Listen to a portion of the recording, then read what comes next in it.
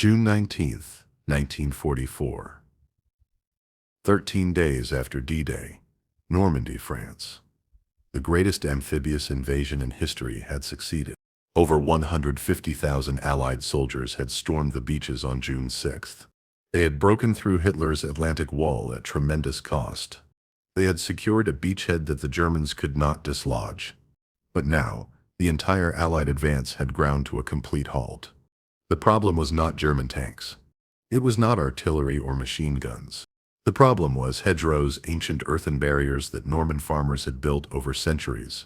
Nobody at Allied headquarters had understood what these bulkage barriers would mean for armored warfare. The hedgerows stood 8 to 12 feet high. Massive walls of earth and roots built up over generations. Their bases were solid earthen banks several feet thick. Dense vegetation, bushes, and trees topped each wall, creating an impenetrable barrier. Each field was surrounded by these walls. The Norman countryside had become a natural fortress without anyone intending it. For American armor, the hedgerows became death traps. When a medium tank M4 Sherman tried to climb over a hedgerow, basic geometry became the enemy. The tank's nose would rise at a steep angle. The vulnerable belly armor was exposed, protected by as little as 3/4 of an inch of steel. German infantry armed with Panzerfaust anti-tank weapons would wait hidden in the hedgerows. They watched for that exact moment of maximum vulnerability. When the Sherman's underside was exposed, they would fire shape-charge warheads at point-blank range. The result was catastrophic and consistent. Penetration, detonation, fire. Sherman tanks burned easily. Fire. Sherman tanks burned easily. Their ammunition was stored in sponsons along the hull sides, and beneath the turret, a penetrating hit often detonated these rounds. Internal explosions killed crews instantly or ignited fires that gave men only seconds to escape. The gasoline engines created secondary ignition sources. Once a Sherman started burning, it rarely stopped, until nothing remained but a charred hull. American tank crews developed bitter nicknames. They called it brewing up. German soldiers called Shermans Ronsons, after the lighter that advertised it lights first time every time. The hedgerows turned every field into an individual fortress. Every lane became a killing ground. German defenders used the terrain with brutal efficiency. Machine gun nests positioned behind hedgerows had perfect fields of fire. The MG-42 machine gun could fire 1,200 rounds per minute. Its distinctive high rate of fire created a sound American soldiers called Hitler's zipper. Even when American forces cleared a hedgerow, the Germans would fall back to the next one. The entire process would repeat: attack, casualties, withdrawal, artillery support, attack again. Progress was measured in yards per day. Some days, there was no progress at all, only casualties. Lieutenant Colonel William Hamburg, commanding officer of the 747th Tank Battalion, watched his unit get shredded. We were losing tanks faster than we could replace them. Every field was a separate battle. My boys were getting killed trying to climb over hedgerows. We needed a solution fast. The tactical situation was becoming desperate. General Omar Bradley, commanding all American ground forces in Normandy, understood the threat. The hedgerows were negating American advantages in numbers, firepower, and air support. If the Allies could not break out of the blockage, the entire strategic situation would deteriorate.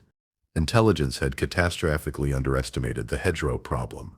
Aerial photographs showed the field patterns clearly enough, but photographs could not convey the massive solidity of the earthen walls. Staff officers examining maps in England had seen the hedgerows as minor obstacles. The soldiers dying in Normandy knew differently. Tank crews tried various expedients. Some attempted to reverse over hedgerows, exposing their thinner rear armor. This proved equally fatal. Others tried firing their main guns at the earthen banks to blast gaps. The 75mm high explosive shells simply cratered the earth without creating usable breaches. By late June, American armored divisions were taking 50% casualties in some battalions. The situation was approaching crisis. Private First Class Robert Rowe, tank driver in the 2nd Armored Division, experienced the horror. You'd approach a hedgerow, and you knew what was coming. Either you climb it and expose your belly, or you get ambushed. We lost 3 tanks in one afternoon trying to advance 200 yards. General Dwight Eisenhower, Supreme Allied Commander, received increasingly urgent reports. The invasion timetable was falling apart. Allied forces were supposed to be racing across France by now. Instead, they were trapped in a medieval landscape that favored defenders. The Germans understood their advantage perfectly. They reinforced the Bocage defenders with veteran units from the Eastern Front. They positioned limited armor reserves to counterattack any breakthroughs. They turned Normandy into a killing ground where technological superiority meant nothing. Something had to change. The entire Allied strategy depended on breaking out before the Germans could reinforce. Thousands of tons of supplies were landing daily on the beaches, but supplies meant nothing if the armies could not advance. The solution would come from the most unexpected source imaginable. A tank mechanic from New Jersey who had never attended engineering school. A sergeant trying to keep his unit's tanks running. His name was Curtis Culin, and his simple idea would change everything. Staff Sergeant Curtis G. Culin, Jr. Serial number 328588968. Tank mechanic, 102nd Cavalry Reconnaissance Squadron. Age, 29. Hometown, Cranford, New Jersey. Nobody would have picked Curtis Culin as the man who would solve the hedgerow crisis. He was not a brilliant engineer or famous inventor. He had not attended West Point or any military academy. Before the war, he had worked as an automobile mechanic in New Jersey. He knew engines, transmissions, and metalwork, the practical skills of a tradesman. Culin had been drafted into the Army in 1941, before Pearl Harbor. He trained at cavalry schools that were transitioning from horses to armored vehicles, a change that perfectly suited his mechanical aptitude. By Normandy, he was a staff sergeant and senior mechanic in his reconnaissance squadron, responsible for keeping jeeps, armored cars, and light tanks operational under combat conditions. The 102nd Cavalry Reconnaissance Squadron was an eyes and ears unit, equipped with M8 Greyhound armored cars and M5 Stuart light tanks. Their job was to scout ahead, probe for enemy positions, and provide intelligence. In the hedgerow country, this mission had become nearly impossible. Culin watched his unit struggle with the same problems every armored unit faced. The light tanks were even more vulnerable than Shermans when crossing hedgerows. The armored cars could not climb the earthen walls at all. The reconnaissance mission had devolved into dismounted infantry patrols that suffered heavy casualties. As the squadron's senior mechanic, Culin kept damaged vehicles running. He improvised repairs with whatever materials were available. And he watched good men die because their vehicles could not maneuver in the bocage. He was a practical man who solved problems by building things. And he had an idea. The idea was simple to the point of seeming obvious, but nobody else had thought of it. Instead of trying to climb over hedgerows, why not cut through them? If a tank could punch straight through the earthen wall at ground level, it would maintain protective armor angle. It would emerge into the next field with guns firing. The problem was execution. How do you cut through centuries-old earthen walls, reinforced by massive root systems? Culin's inspiration came from the German beach obstacles, still littering the Normandy coast. The Germans had installed thousands of steel obstacles along the tidal zones. Belgian gates, hedgehogs, and steel beams topped with mines. After the invasion, the beaches were covered with destroyed obstacles, tons of scrap steel nobody was using. The steel from beach obstacles was high quality, heavy gauge material. Culin realized that welded to a tank's front, steel prongs could act like giant tusks or plows. They would dig into the hedgerow's earthen base.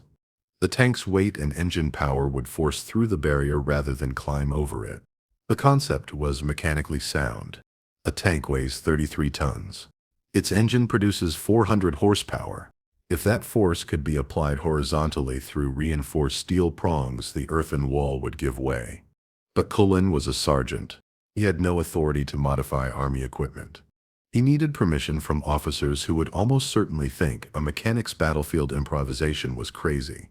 Lieutenant Colonel Richard Ripple commanded the 102nd Cavalry Reconnaissance Squadron. He was a West Point graduate, an experienced cavalry officer. A man frustrated beyond measure by his unit's inability to operate in the bocage. When Culin approached him with the hedgerow cutter concept, Ripple's first reaction was skepticism. The conversation happened in a muddy field near the village of Columbia. Ripple was examining a damaged M8 Greyhound that had been ambushed. Culin walked up, saluted, and explained his idea in direct practical language. "Sir, I think I can fix the hedgerow problem." Ripple looked at the enlisted man with tired eyes. Every soldier in Normandy had ideas about solving the tactical nightmare.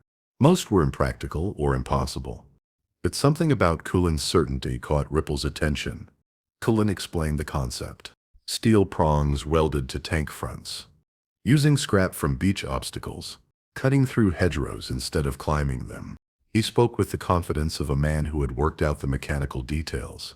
Who knew it would work, because he understood metal and force and how machines behaved. Ripple considered. The Army had regulations about modifying equipment. There were proper channels forms to fill out, approvals to obtain, engineering reviews. The process could take weeks or months. But Ripple was watching his squadron get shredded daily. He made a decision that would change the war. "Build me a prototype." "You've got 48 hours. Culin saluted, turned and went to work. He had 2 days to build something military engineers had not thought of, using scrap metal and field welding equipment. If it worked, he might save his squadron. If it failed, he would have wasted time and resources during a critical phase. But Culin was a mechanic. He did not think about strategic implications or historical significance. He thought about how to cut steel, where to weld it, and what angle the prongs needed. First, he needed steel. Culin requisitioned a truck and drove to Utah Beach. The tidal zone was still littered with German obstacles, many destroyed by naval gunfire or blown apart by combat engineers. Nobody was guarding them or keeping track. Culin selected several sections of Belgian gate obstacles, massive steel frames made of heavy I-beam steel. Using a cutting torch borrowed from an engineering company, Culin cut the steel into sections approximately 4 feet long. He selected 6 pieces that he could weld together into a frame. Back at the squadron's maintenance area, Culin began fabricating. He worked through the night of June 20th and all day on June 21st. The design evolved through trial and error as he welded and test-fitted components. The final configuration consisted of 4 steel prongs, arranged in a square pattern, angled slightly downward to dig into the earth. The prongs were welded to a frame that bolted to the Sherman's front hull. The geometry was crucial. If the prongs were too high, they would not dig into the hedgerow's base. If too low, they would plow dirt instead of cutting roots. Culin calculated the angle by eye and experience. Private First Class Harry Heaney, assigned to assist Culin, remembered those 48 hours. Sergeant Culin didn't sleep. He barely ate. He just worked, cutting steel and welding. By the second day, we had something that looked like 4 giant steel tusks. It looked crazy, but Culin said it would work. By noon on June 22nd, exactly 48 hours after authorization, the prototype was complete. A single M4A1 Sherman now sported 4 steel prongs jutting forward from its front hull. The prongs were welded solid, braced with cross members, painted olive drab. The tank crew looked at the modification with hope and skepticism. Corporal James Beck, the driver, examined the prongs and welds. "I didn't know if this thing would work or just get us killed faster. But anything was better than climbing hedgerows." Sergeant Culin told us it would work. We decided to trust him. Lieutenant Colonel Ripple inspected the finished prototype. It looked crude, field expedient and improvised. Not like something designed by engineers in a factory, but it also looked solid and functional. The welds were professional quality. The steel was heavy gauge and strong. Now came the test. They needed to find out if Culin's simple idea could solve the problem that had stumped Allied High Command. The test would happen under combat conditions. German positions nearby. Lives at stake. There was no time for controlled experiments or engineering validation. Either the hedgerow cutter would work in battle, or it would not. The stage was set for one of the war's most dramatic moments. A sergeant's improvised invention facing its first real test. Lieutenant Hoagland addressed his crew. "Gentlemen, tomorrow we're either going to make history or become a cautionary tale. Either way, we're going through a hedgerow." That night, Culin barely slept. He reviewed every weld mentally, every calculation, every design choice. Had he made the prongs strong enough? Were the angles correct? Would the mounting brackets hold? Or would his idea fail? Getting 5 men killed and wasting precious time. He had done everything he could. Now it was up to the test. June 22nd, 1944, 0900 hours. A field 3 miles south of Colomiers. The hedgerow chosen for testing was typical of thousands throughout Normandy. 8 feet high, earthen base 4 feet thick, topped with dense brush. Centuries of root growth had created a wall more solid than concrete. German positions were half a mile away, close enough to hear. This was contested ground. The test would happen under combat conditions. A small crowd had gathered to watch. Lieutenant Colonel Ripple, officers from other squadrons, a captain from 3rd Armored Division. Word had spread that a mechanic had invented something revolutionary. Most observers were skeptical. The modified Sherman sat 30 yards from the target hedgerow. Its engine idled with the characteristic rumble. 4 steel prongs jutted forward from its nose. Inside, Corporal Beck sat at the controls. Lieutenant Hoagland stood in the turret. The crew was buttoned up, hatches closed. If this went wrong, they wanted armor between them and German observers. Culin stood next to Ripple, his face expressionless.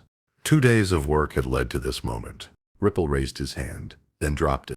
The signal. Beck pushed the control lever forward. The Sherman lurched into motion. It accelerated steadily toward the hedgerow. 30 yards, 20 yards. The steel prongs were angled downward toward the hedgerow's base. 10 yards, 5 yards. Impact. The prongs struck the earthen base with a sound like thunder. 33 tons of armored vehicle pushed against centuries of compacted soil. Earth and roots exploded outward. The Sherman's nose dipped slightly as the prongs bit in, but it did not climb. It did not expose its belly. The glacis plate remained at fighting angle. All frontal armor presented to potential threats. The engine roared as Beck applied full throttle. The tracks chewed earth, throwing dirt backward. The hedgerow resisted roots that had grown for decades. But mechanical force prevailed. The steel prongs acted like giant plows, tearing through the root system. The tank's weight ripped the hedgerow apart from the inside. Earth, roots, bushes, and small trees erupted upward. The Sherman pushed forward relentlessly. 5 seconds after impact, the tank was halfway through, its front half buried in the disintegrating hedgerow. Dirt cascaded over the hull and turret, but the tank kept moving. 10 seconds after impact, the Sherman burst through. It emerged into the next field with dirt falling from its hull. The prongs had torn a gap 12 feet wide. The tank had maintained its armor angle throughout. At no point had its vulnerable belly been exposed. The crowd erupted in shouts and applause. Officers who had been skeptical now stared at the gap with dawning realization. Culin's simple idea had worked perfectly. The Sherman executed a turn and came back through the gap. Beck drove through at speed, demonstrating repeated use. The tank returned to its starting position and shut down. Lieutenant Hoagland climbed out, grinning. "It works. The damn thing works perfectly." Corporal Beck emerged from the driver's hatch. "I felt the impact, but the tank never hesitated. The prongs just tore through. We stayed level the whole time. No belly exposure at all." Ripple walked to the breached hedgerow. The earthen wall had been ripped apart from the inside. Roots were severed cleanly where the steel had cut through. The gap was wide enough for a tank, stable enough for repeated crossings. He turned to Culin. "Sergeant, you just changed this war." Within an hour, word had reached higher headquarters. By afternoon, a general from Bradley's staff was watching demonstrations. The prongs never failed. The welds held under repeated stress. After the 5th hedgerow, Culin inspected every weld. All were holding perfectly. After the 10th hedgerow, engineers measured the gaps. 12 feet wide, stable edges, passable by any vehicle. The captain from 3rd Armored approached Culin. "Sergeant, can you build more of these? My division needs them. Every division in Normandy needs them." Culin nodded. "I can build as many as you've got steel for. The design is simple. Any competent welder can fabricate them. Takes about 2 days per tank." Word spread through the American sector like wildfire. A sergeant had solved the hedgerow problem, using scrap metal from beach obstacles. A field modification that worked perfectly. By evening, officers from multiple divisions were requesting demonstrations. Engineers were sketching the design. Maintenance companies were asking about fabrication specifications. Lieutenant General Omar Bradley himself arrived the following day. He watched the modified Sherman tear through 3 hedgerows in succession. He examined Culin's design. He asked technical questions that Culin answered directly. Bradley turned to his staff officers. "I want 5,000 of these. I want them on every Sherman tank in Normandy. I want them now." One officer protested about proper channels, engineering reviews, testing protocols. Bradley cut him off. "We've been stuck in these hedgerows for 3 weeks. The sergeant solved it in 2 days with scrap metal and a welding torch. I don't care about channels. Make it happen." The order went out that afternoon. Every maintenance company, every engineering battalion, every unit with welding equipment was to begin fabricating hedgerow cutters. The design specifications were simple enough to communicate verbally. Steel prongs, approximately 4 feet long, mounted to the front hull. Units could improvise variations based on available materials. Culin was suddenly the most famous sergeant in Normandy. Officers who would never normally speak to enlisted men sought his advice. Combat engineers requested design consultations. Maintenance companies asked him to demonstrate proper fabrication, but Culin remained focused on practical work. He personally supervised fabrication of 20 cutters for his squadron. He refined the design based on feedback from early users. Slightly longer prongs worked better in particularly thick hedgerows. He added reinforcement gussets, where stress was highest. Within a week, hundreds of Sherman tanks sprouted steel prongs. Within 2 weeks, thousands. The modifications spread organically as units saw it work. Some fabricated variations, longer prongs, different mounting styles, but all were based on Culin's fundamental insight: cut through hedgerows instead of climbing over them. The tactical situation transformed overnight. Sherman tanks that had been death traps suddenly became effective again.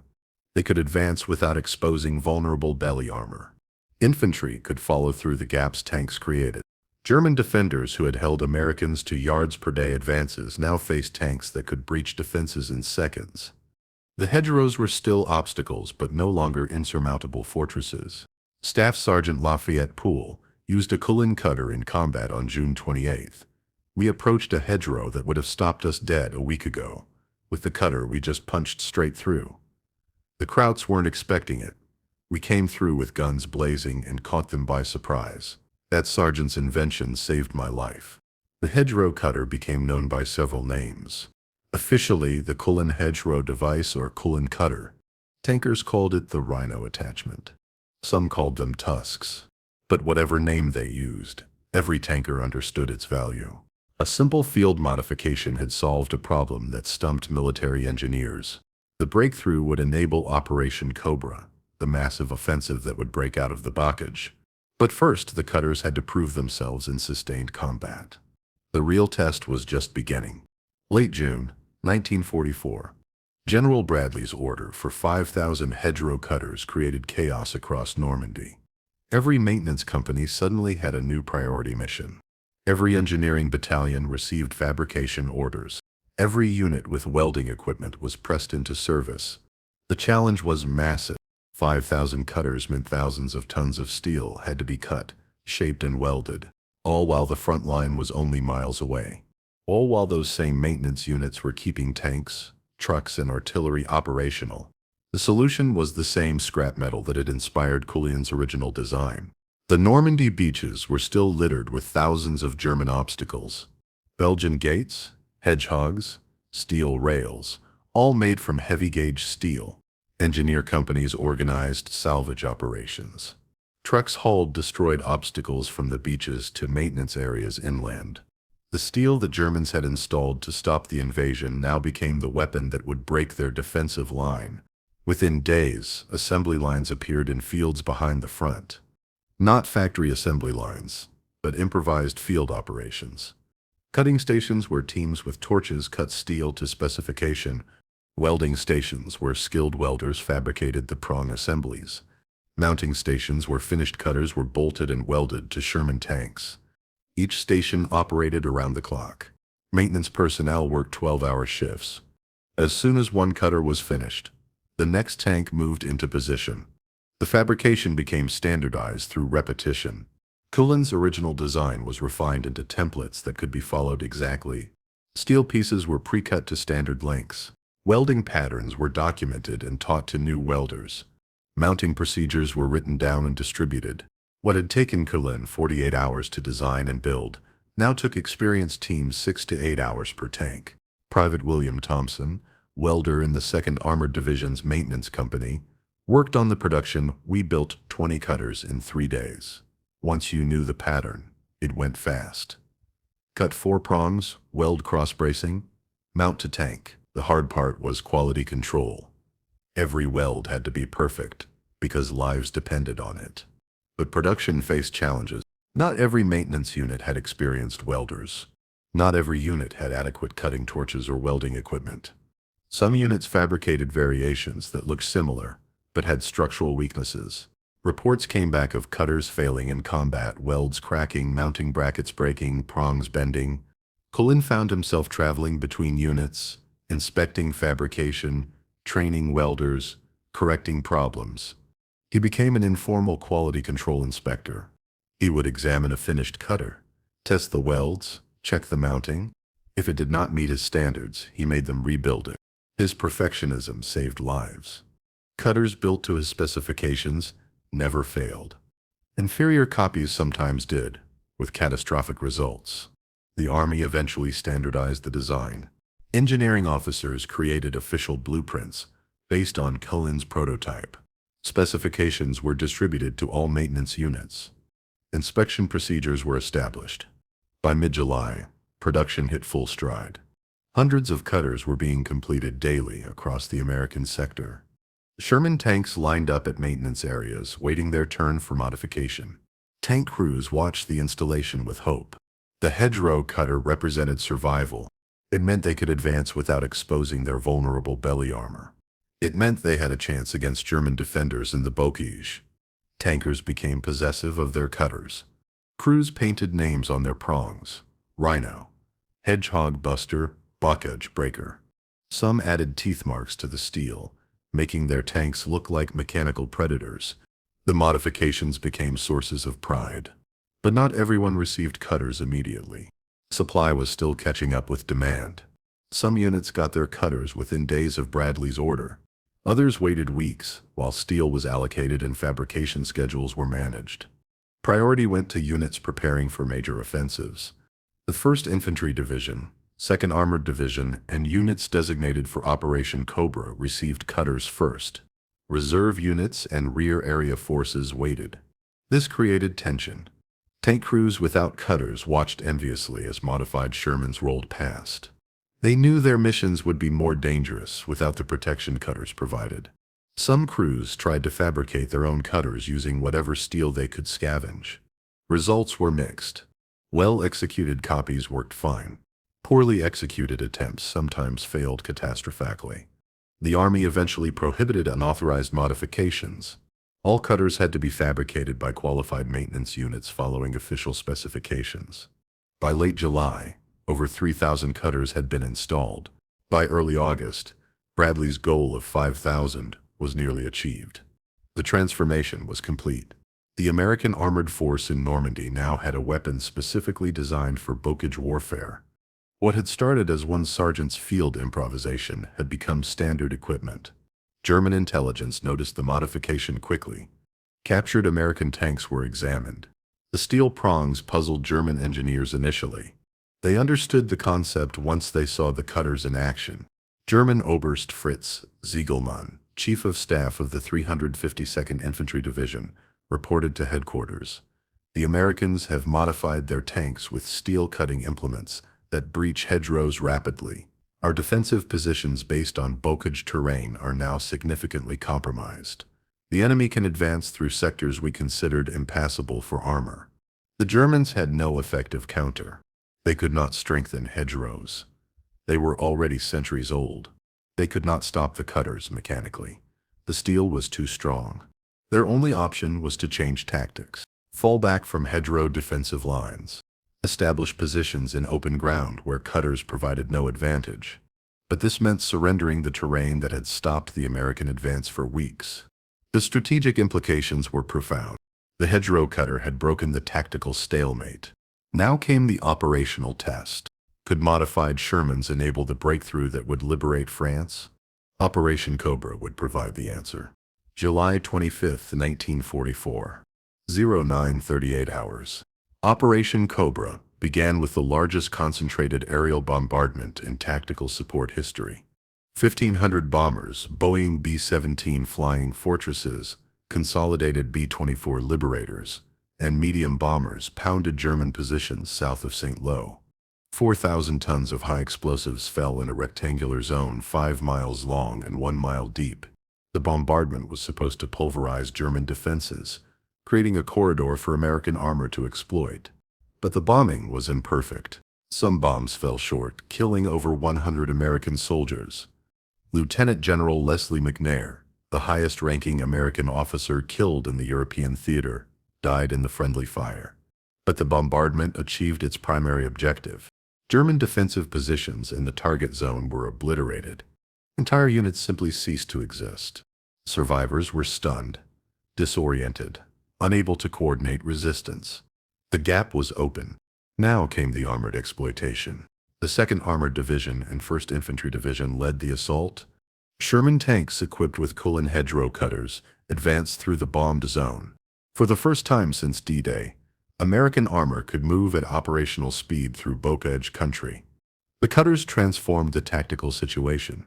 Hedgerows that would have required hours to breach now fell in seconds. Tanks punched through, infantry followed, and the advance continued without pause. The German defensive line, carefully constructed over weeks, anchored on terrain advantages, collapsed. Staff Sergeant Herschel Baker, tank commander in the 2nd Armored Division, experienced the breakthrough. We hit that first hedgerow at 15 miles per hour. The cutter tore through it like tissue paper. We burst into the next field with guns blazing. Germans were running. They weren't expecting us to come through that fast. We kept going, hedgerow after hedgerow. In one day we advanced further than we had in the previous 3 weeks. The psychological impact on German defenders was devastating. They had relied on hedgerows to channel and slow American armor. They had positioned their defenses based on the assumption that tanks could not rapidly cross blockage terrain. Now that assumption was proven false. German Lieutenant Hans Werner, defending south of St. Lo, witnessed the breakthrough. The American tanks came through hedgerows we thought were impassable. They had steel devices on their fronts that tore through the earth walls. Our defensive positions were suddenly useless. We fell back, but they followed through hedgerows faster than we could retreat. It was devastating. But combat revealed both the strengths and limitations of the hedgerow cutter. The cutters worked perfectly in standard bulkage terrain. Hedgerows 8 to 12 feet high, with earthen bases, fell quickly. But extremely thick hedgerows, 15 feet high with massive root systems, sometimes required multiple attempts. And the cutters provided no advantage in open ground or urban terrain. Tank crews learned to use their cutters tactically. Approach hedgerows at an angle to reduce impact force on individual prongs. Apply full throttle when pushing through to maintain momentum. Back up and try again if the first attempt failed, rather than exposing the tank by climbing. The cutters also had unexpected uses beyond breaching hedgerows. Some crews used them to push disabled vehicles off roads. Others used them to collapse damaged buildings during urban fighting. The steel prongs could ram through wooden walls and bring down structures. Tankers discovered the cutters could destroy field fortifications. German machine gun nests built behind earthen walls fell to Sherman rams. Observation posts in hedgerow-top trees were knocked down when cutters shattered root systems. But combat also revealed a darker side of the modification. The cutters made Shermans instantly recognizable as American.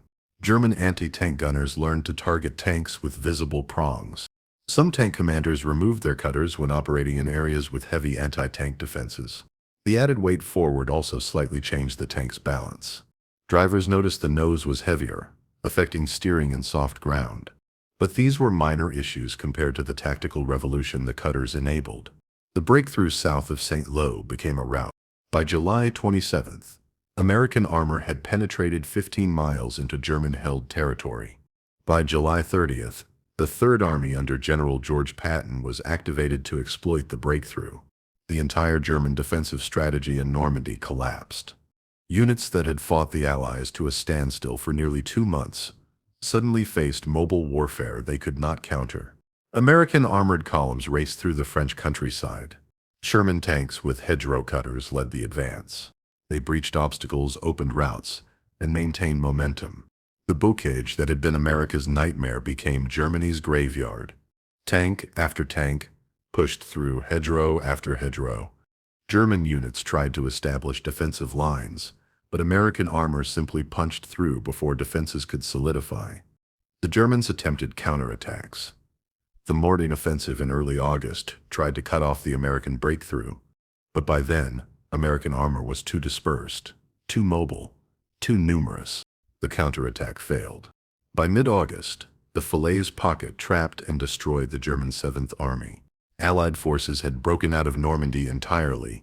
Paris would fall by late August. The race across France had begun.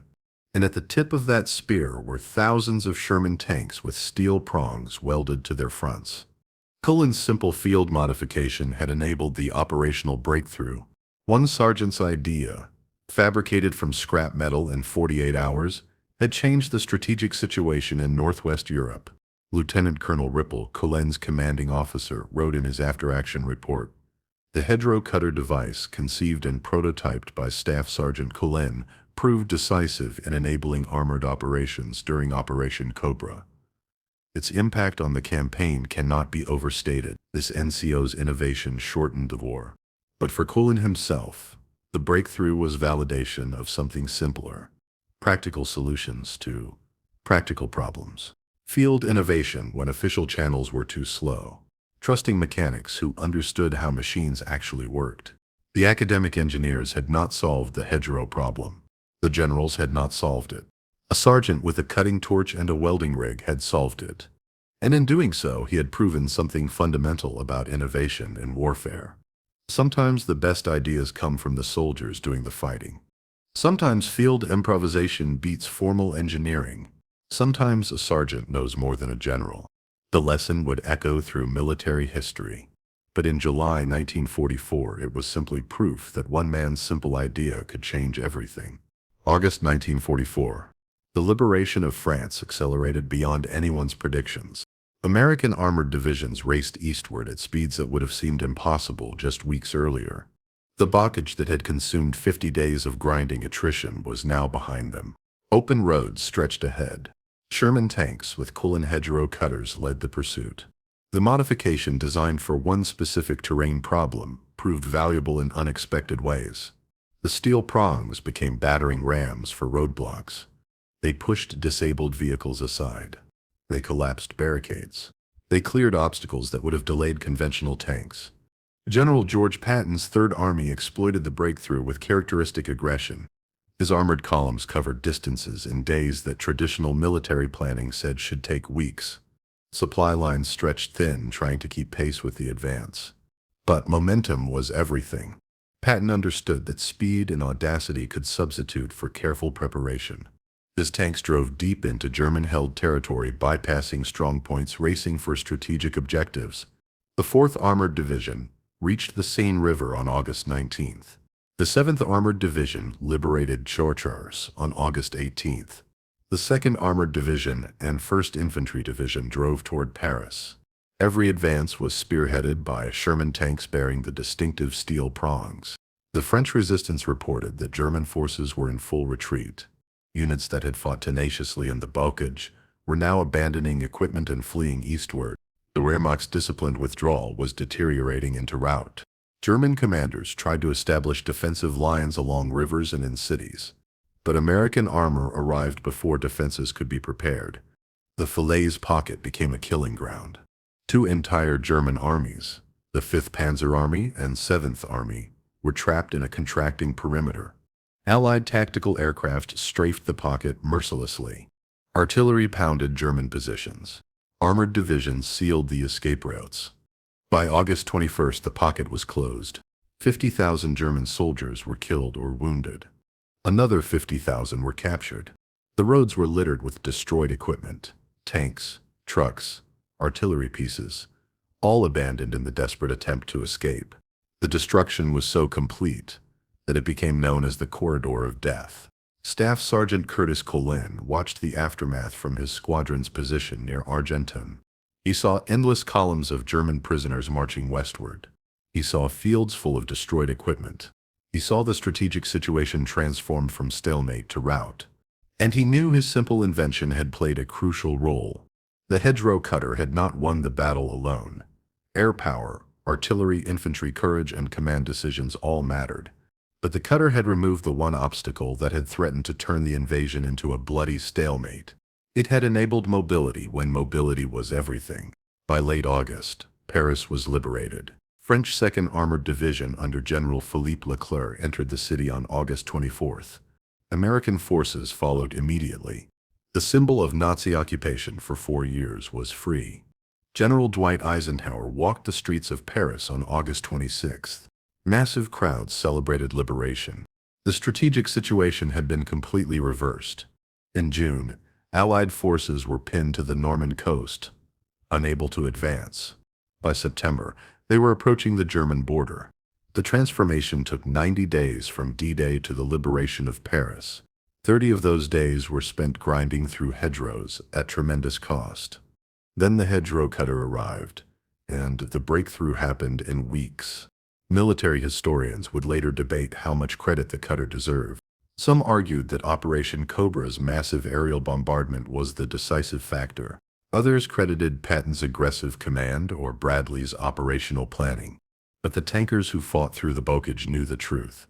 Without the hedgerow cutter, Operation Cobra would have faced the same grinding attrition that characterized June and early July. The bombardment would have created gaps, but exploitation would have stalled at the first hedgerow line. German forces would have stabilized defenses and continued their tactical masterpiece. The cutter had been the enabler, the tactical innovation that allowed operational plans to succeed. Tank Commander Lieutenant James Burt, who earned the Medal of Honor during the breakout, stated it plainly: "The hedgerow cutter changed everything. Before it, we were dying by hedgerow. After it, we were racing across France. Simple as that." That sergeant saved thousands of lives and shortened the war by months. The modification continued, proving its value as the advance continued. In the Lorraine region, modified tanks pushed through thick forests. The steel prongs cleared brush and small trees that would have slowed conventional advances. In urban areas approaching the German border, cutters battered through barricades. German forces tried to block streets with rubble, abandoned vehicles, and steel obstacles. Sherman tanks with prongs simply pushed through. The psychological impact extended beyond immediate tactical advantages. American tank crews had confidence that had been lacking in June and July. They knew their tanks could handle terrain obstacles. They knew they had advantages German armor lacked. This confidence translated to aggressive tactics and willingness to take risks. German defenders, conversely, lost confidence in terrain-based defenses. The bocage had been their strongest weapon in Normandy.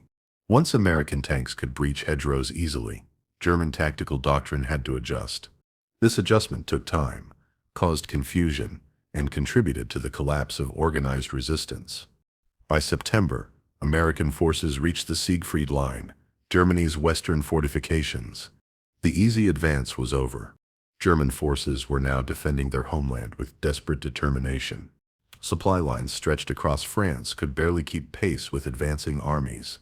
Fuel shortages forced operational pauses. The war would continue for 8 more months. But the strategic situation had been irrevocably changed. The Normandy breakout, enabled in significant part by the hedgerow cutter, had liberated France and positioned Allied forces to invade Germany. Curtis Culin's 2-day project in a field workshop had contributed to one of history's most successful military campaigns. The scrap metal from German beach obstacles, welded into simple prongs, had helped defeat the army that installed those obstacles. There was poetic justice in that transformation. Metal designed to stop the invasion became the tool that enabled the breakout. German engineering repurposed by American improvisation. As summer turned to autumn and the advance slowed before German borders, the hedgerow cutters' moment had passed. The blockage was behind them. Ahead lay different terrain requiring different solutions. But for 3 crucial months from late June through August 1944, the hedgerow cutter had been indispensable. It had proven that field innovation could be as important as factory production, that practical solutions sometimes beat theoretical planning, that a sergeant with a welding torch could change the course of history. The lesson would outlast the war itself. September 1944. Staff Sergeant Curtis Culin received orders to report to 1st Army headquarters. He had no idea why. His squadron was near the German border, preparing for the assault on the Siegfried Line. Orders pulling him from his unit seemed strange. He wondered if there was a problem with the hedgerow cutters. Perhaps structural failures had been reported. Perhaps his design was being blamed for tank losses. Culin arrived at headquarters worried about criticism, not expecting commendation. Lieutenant General Courtney Hodges, commanding 1st Army, personally greeted him. Hodges explained that Culin was being awarded the Legion of Merit for his invention. The citation praised his initiative, technical skill, and the strategic impact of his modification. Culin was stunned. He had been doing his job as a mechanic, solving a problem his unit faced. He had not expected medals or recognition beyond his immediate chain of command. The award ceremony was brief but meaningful. Officers who normally would never notice a sergeant shook his hand. Hodges personally pinned the Legion of Merit on Culin's uniform. The citation read, "For exceptionally meritorious conduct in the performance of outstanding services." Staff Sergeant Culin conceived and fabricated a device enabling medium tanks to penetrate hedgerow obstacles that had prevented armored operations. His invention directly contributed to the success of Operation Cobra and subsequent liberation of France. Culin's response was characteristically modest. "I just wanted to help my unit get through those damned hedgerows without getting killed. Never thought it would spread beyond my squadron." But the recognition extended beyond official military channels. Reporters heard about the mechanic who had invented the war-winning device. Stars and Stripes, the military newspaper, ran a feature story. Newsreel cameras filmed Culin demonstrating his invention. His face appeared in movie theaters across America. The sergeant from New Jersey who had solved a problem that stumped generals. The publicity made Culin uncomfortable. He insisted he was not special, just a mechanic doing his job. He deflected credit to the welders and maintenance personnel who had fabricated thousands of cutters. He praised the tank crews who used the devices in combat. He emphasized that the cutter was a team effort, not individual genius. But the media needed a hero, and Culin fit the narrative perfectly.